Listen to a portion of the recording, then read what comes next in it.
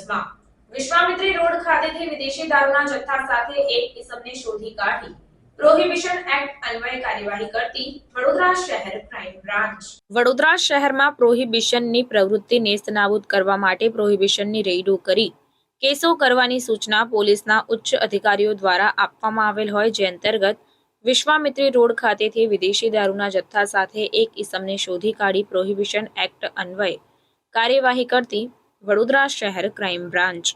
આ કામગીરી દરમિયાન આરોપી જયરાજસિંહ મુખ્તારસિંહ માનની ધરપકડ કરી લેવામાં આવી છે, જ્યારે વોન્ટેડ આરોપી તરીકે રોહનભાઈ રાણા, જેની અટકાયતના ચક્રો ગતિમાન કરાયા.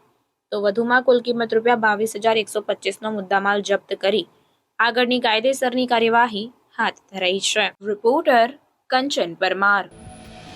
સમાચારોની ઝડપી અપડેટ માટે હમણાં જ જન અર્પણ ન્યૂઝ ચેનલને લાઇક, શેર અને સબસ્ક્રાઇબ કરો.